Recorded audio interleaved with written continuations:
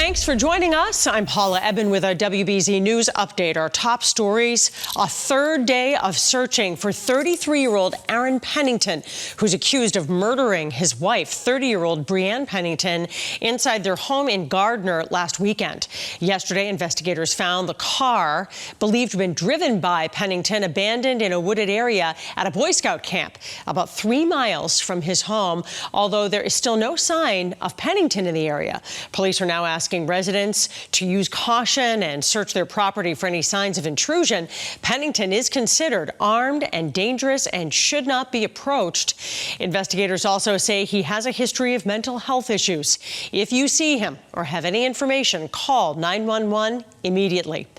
MBTA riders had to deal with more changes during their commute because of a power problem on the Green Line today. Service has resumed, but earlier shuttle buses replaced train service between Kenmore and Park Street due to power issues near Copley Square.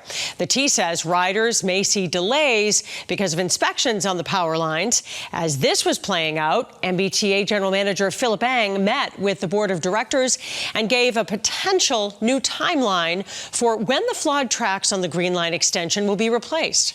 And it's not months, it's not years to address this. What their proposal does is anticipating a potential start of a November 1st, requesting early access, and that would be 9 p.m. at night to 5 a.m. in the morning, potentially 10 to 14 nights of work. This is their proposal right now that we're reviewing.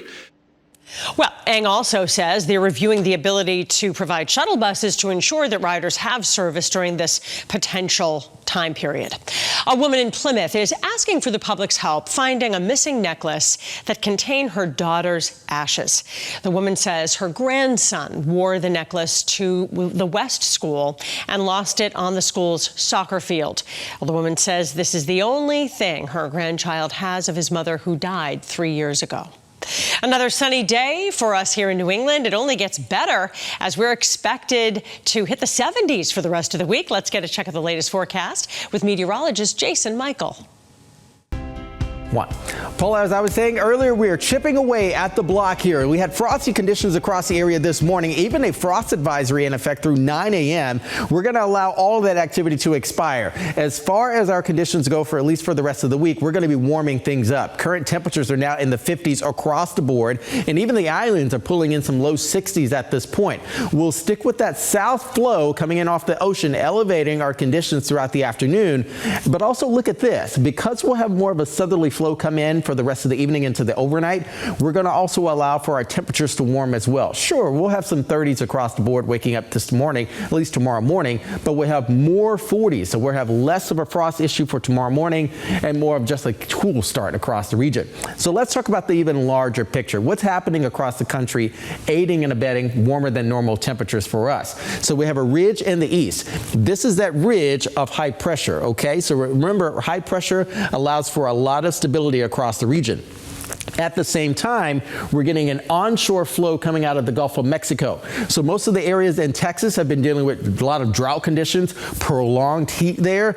They're getting a lot of rain, and they're going to get steady rain day after day after day. So there's going to be a flooding concern coming right up through the heartland of the country, moving northbound. We're still going to stay clear here in the northeast and New England, but look at this flow. These ridge riders, I like to call it, is just going to continue riding this ridge through Wednesday into Wednesday night, leading towards Thursday, and it just continues to cook here. The Arklatex region, again, are going to be dealing with that prolonged issue of wet weather for them. We've had a lot of days here, at least for our October, of above normal conditions, and we're likely to continue with that here. You can see just a couple days or so we've had below normal conditions, but tomorrow, Wednesday, Thursday, Friday, Saturday, likely to remain just above the nose in terms of daytime high temperatures.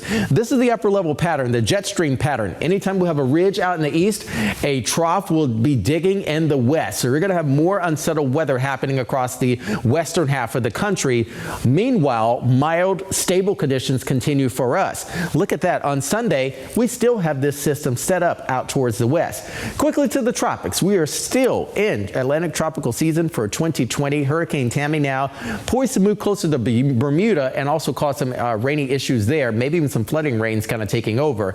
But we're still going to be stable here back in the northeast and New England. England area. Full moon expected on Saturday. Perfect time for the spooky season. You can see the Hunter's moon expected to peak Saturday afternoon, roughly around 4:30 p.m. Now here's your next weather. Temperatures warming up into the 70s beginning tomorrow. Overnight lows will be in the mid to low 40s. We're going to the 50s for low temperatures Thursday morning, Friday morning.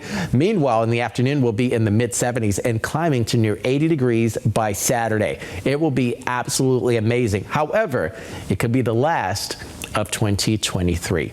By Sunday, another frontal boundary moves back in. We have cloudy skies increasing, a few pop-ups on Sunday, and a few isolated showers on Monday. Paula? All right, Jason, thanks. I'm Paula Ebben. This has been a WBZ News Update.